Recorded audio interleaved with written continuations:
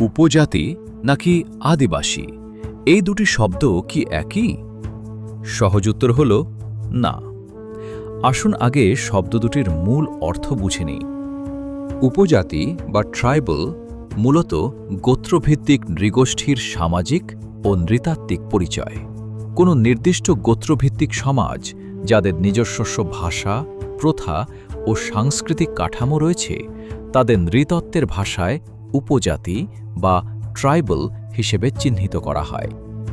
অন্যদিকে আদিবাসী বা ইন্ডিজিনাস শব্দের মূল অর্থ হল কোনো নির্দিষ্ট ভূখণ্ডের আদি অধিবাসী বা ভূমিপুত্র, অর্থাৎ এমন জনগোষ্ঠী যারা কোনো নির্দিষ্ট ভূখণ্ডে শরণাতীত কাল থেকে বসবাস করে আসছে, নিজেদের স্বতন্ত্র সংস্কৃতি ও প্রতিষ্ঠান ধরে রেখেছে এবং নিজেদের আদিবাসী হিসেবে পরিচয় দেয়।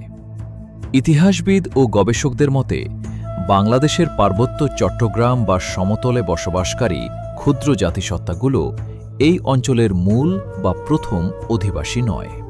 ইতিহাস অনুযায়ী তাদের অনেকেই ১৬০০ থেকে ঊনবিংশ শতাব্দীর মধ্যে প্রতিবেশী মিয়ানমার, তিব্বত বা ভারতের বিভিন্ন অঞ্চল থেকে জীবিকার জন্য বা বিতাড়িত হয়ে এই অঞ্চলে বসতি স্থাপন করেছে। তার আগেই বাঙালি জনগোষ্ঠী এই ভূখণ্ডে বসবাস করছিল, ফলে শব্দগত অর্থে তাদের আদিবাসী বলা ঐতিহাসিক তথ্যের বিপরীত। বিশ্বের অনেক দেশই আন্তর্জাতিকভাবে তাদের জনগোষ্ঠীকে আদিবাসী বা ইন্ডিজিনাস হিসেবে স্বীকৃতি দেয় না। ভারতের সংবিধানে সরকারি পরিভাষা হিসেবে ব্যবহার করা হয়েছে শিডিউলড ট্রাইবস বা তফসিলি উপজাতি। সাঁওতাল, নাগা বা ভেলদের মতো সম্প্রদায়কে উপজাতি হিসেবেই আইনি স্বীকৃতি দেওয়া হয়েছে, আদিবাসী হিসেবে নয়। আফ্রিকার দেশসমূহ কেনিয়া, নাইজেরিয়া বা তানজানিয়ার মতো দেশে আদিবাসী পরিভাষা সাধারণত ব্যবহার করা হয় না।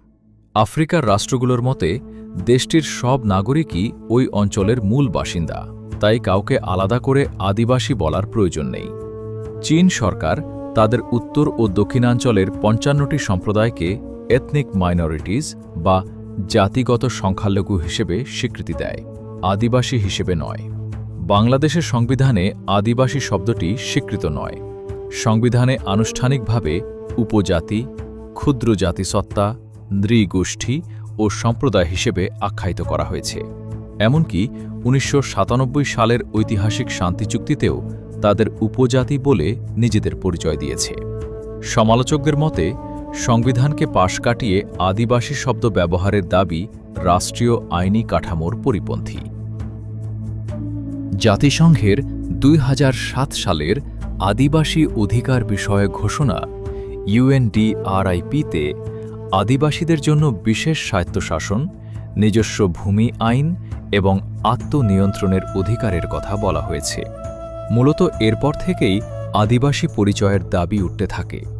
সমালোচকদের আশঙ্কা, বাংলাদেশের এই অঞ্চলকে একটি আদিবাসী অধ্যুষিত অঞ্চল হিসেবে আন্তর্জাতিক স্বীকৃতি দিলে তা দেশের ১/১ ভূখণ্ডের পার্বত্য চট্টগ্রাম ওপর রাষ্ট্রের সার্বভৌমত্ব ও ভূ-রাজনৈতিক সুরক্ষাকে জটিলতার মুখে ফেলতে পারে। আবার কোনো একটি নির্দিষ্ট জনগোষ্ঠীকে আদিবাসী হিসেবে আখ্যা দিলে পরোক্ষভাবে দেশের সংখ্যাগরিষ্ঠ বাঙালি জনগোষ্ঠীকে, যারা প্রকৃতই আদিবাসী, তাদেরকে বহিরাগত বা উপনিবেশকারী হিসেবে চিহ্নিত করার সুযোগ তৈরি হয়। সমালোচকদের মতে এটি জাতীয় সংহতি ও সম্প্রীতির জন্য ক্ষতিকর। নৃতাত্ত্বিক বৈশিষ্ট্য, গোত্রভিত্তিক সমাজ, যাদের নিজস্ব ভাষা, প্রথা ও সাংস্কৃতিক কাঠামো অনুসারে পার্বত্য চট্টগ্রাম বা সমতলে বসবাসকারী ক্ষুদ্র জাতিসত্তাগুলোর ক্ষেত্রে ট্রাইবাল সংজ্ঞাটি বেশি সামঞ্জস্যপূর্ণ বলে মতামত বেশিরভাগ ইতিহাসবিদের।